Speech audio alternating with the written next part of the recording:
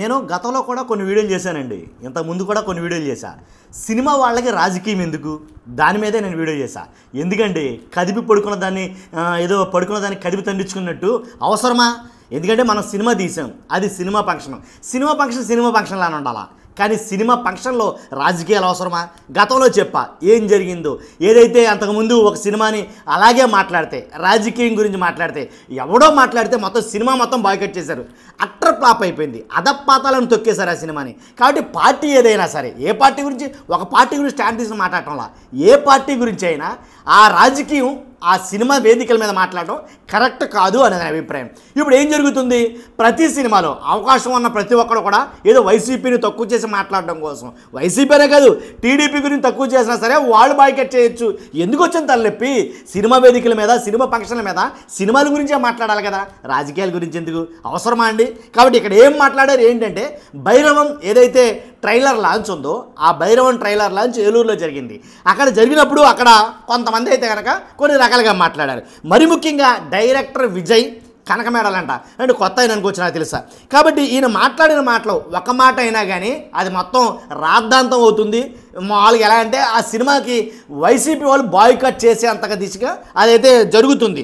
ఆ సినిమాలో బెల్లంకొండ శ్రీనివాస్ గారు, అలాగే నారా రోహిత్ గారు, అలాగే మంచి మనోజ్ ఇలా చాలామంది అయితే యాక్ట్ చేశారు సినిమా. అలాగే ఆ సినిమా ఫంక్షన్కి అలాగే మాజీ ఎవరైతే ఎమ్మెల్యేలు అలాగే కొంతమంది మంత్రులు వచ్చారని కొంతమంది సమాచారం అవుతుంది. మరి ముఖ్యంగా మంత్రి కందులు దుర్గేష్ గారు, అలాగే ఎమ్మెల్యే గారు, పుట్ట మహేష్ గారు, ఇలాంటి వాళ్ళు చాలామంది వచ్చారు. ఈ వేదిక మీద డైరెక్టర్ ఏమన్నాడు, ఆయన మాట్లాడిన మాట్లాడో ఒకసారి ఆయన నోట్లోంచి విందాం. భైరవం అని చెప్పి మంచు మనోజ్ లేదబ్బా, నెక్స్ట్ లెవెల్లో ఉంది. ఇక్కడికి మమ్మల్ని ఆశీర్వదించడానికి విచ్చేసిన మన కంద దుర్గేష్ గారికి, ఎమ్మెల్యే గారికి, అలాగే పుట్ట మహేష్ గారికి నా ధన్యవాదాలు తెలియజేసుకుంటున్నాను. ఓకే, ధర్మాన్ని కాపాడడం కోసం ఎప్పుడు ఎవరొకరు వస్తూనే ఉంటారు. కరెక్ట్గా సంవత్సరం క్రితం కూడా మన రాష్ట్రంలో ధర్మం కాపాడడం కోసం ఒకరు వచ్చారు.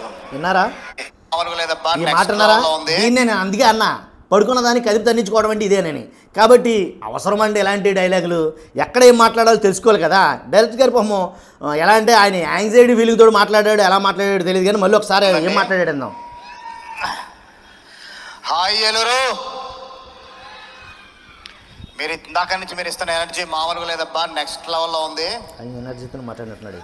ఇక్కడికి మమ్మల్ని ఆశీర్వదించడానికి విచ్చేసిన మన కంద దుర్గేష్ గారికి, ఎమ్మెల్యే గారికి, అలాగే పుట్ట మహేష్ గారికి నా ధన్యవాదాలు తెలియజేసుకుంటున్నాను. ధర్మాన్ని కాపాడడం కోసం ఎప్పుడు ఎవరొకరు వస్తూనే ఉంటారు. ధర్మాన్ని కాపాడడం కోసం ఎప్పుడు ఎవరొకరు వస్తూనే ఉంటారు. అక్కడ వరకు బాగుంది. నెక్స్ట్ లైన్ ఏంటో చూద్దాం ఒకసారి. కరెక్ట్గా సంవత్సరం క్రితం కూడా మన రాష్ట్రంలో ధర్మం కాపాడడం కోసం ఒకరు వచ్చారు. ఎవరది? సంవత్సరం కిందట ధర్మాన్ని కాపాడటం కోసం ఎవరో ఒకళ్ళు వచ్చారంట. ఆ ఒకళ్ళు వచ్చారు చంద్రబాబు నాయుడు గారు అనుకోవాలో, లేకపోతే పవన్ కళ్యాణ్ గారు అనుకోవాలో, మొత్తానికి ఎలా అనుకోవాలి అనుకుంటాం. మాట ఎలా ఉన్నా కానీ ఈయనకి మాత్రం అనుకుంటున్నారు బాగా వైసీపీ వాళ్ళు. మన వాళ్ళు కాదు, ఈ సినిమాని అట్టర్ ఫ్లాప్ చేయాలి అనేది కనుక బాయ్కట్ చేయాలి అనే ఎక్కువగా హ్యాష్ ట్యాగ్ తోటి ట్విట్టర్లో కావచ్చు, సోషల్ మీడియాలో కావచ్చు, మొత్తం అన్ని ప్లాట్ఫామ్ల మీద ఓదరగొడేస్తున్నారు. అవసరమా?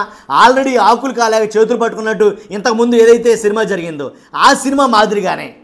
కాబట్టి ఏదైతే జరిగిందో అలాంటి విషయాలు కొన్ని జరుగుతూనే ఉన్నాయి.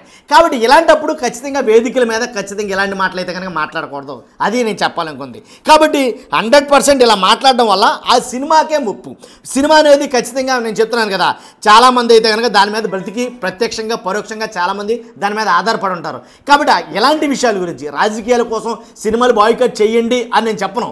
అది నా నైజం కాదు, అది నా విధానం కాదు. కాకపోతే ఎవరో ఒకళ్ళు మాట్లాడిన దానివల్ల అంతమంది పొట్టగొట్టమని నేను మాట్లాడటం వల్ల. కానీ ఎలాంటి మాటలు అయితే మాట్లాడుకోకూడదు. మాట్లాడిన మాటలు ఒళ్ళు దగ్గర పెట్టుకుని మాట్లాడుకుంటే మరీ మంచిదేమో నా అభిప్రాయం. ఎందుకంటే ఖచ్చితంగా ఇలా మాట్లాడితే ఇప్పుడు వైసీపీ వాళ్ళు కోపం రావచ్చు.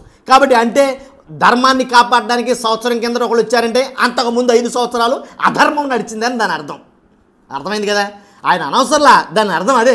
మొదటి రాజీ గారి రెండో భార్య మంచిదంటే మొదటి భార్య ఆల్రెడీ చెడ్డదన్నట్టు. కాబట్టి ఈయన మాట్లాడిన మాట లేని పని తంటాలు తెచ్చిపెట్టుకునేటువంటి ఉంది. కాబట్టి మ్యాక్సిమం ఆల్రెడీ ట్రెండ్ అవుతుంది వీడియో సోషల్ మీడియాలో. కాబట్టి ఖచ్చితంగా బాయ్కట్ చేయాలా సినిమాని చాలామంది మాట్లాడుకున్నారు. ఎలాంటి మాటలు మాట్లాడి ఎలాంటి ముప్పులు తెచ్చిపెట్టుకునే బదులు రాజకీయం మానేసి సినిమా వేదికల మీద సినిమా మాటలు మాట్లాడితే చాలా బాగుంటుంది అనేది నా అభిప్రాయం. కాబట్టి నా అభిప్రాయం పట్ల మీరు ఏకీపిస్తారో లేదో తెలియదు, కానీ మీ అభిప్రాయం అంటే ఖచ్చితంగా నేను తెలుసుకోవాలనుకుంటున్నాను. కాబట్టి ఖచ్చితంగా కామెంట్ రూపంలో మీ అభిప్రాయాన్ని నాతో పంచుకోండి. సదా దాన్ని నేను గౌరవిస్తాను. అంతేకాదు ఫస్ట్ అయితే లైక్ చేయండి. ఎక్కువ మందికి ఇన్ఫర్మేషన్ చేరవ్వాలా, ఎలాంటి ఇన్ఫర్మేషన్ ప్రతి ఒక్కరు చేరాలి. కాబట్టి మీరు ఫస్ట్ లైక్ చేయండి, అంతేకాదు కామెంట్ చేయండి. కొత్త వాళ్ళైతే మన ఛానల్స్ పక్కాగా సబ్స్క్రైబ్ చేయండి. Thank you very much.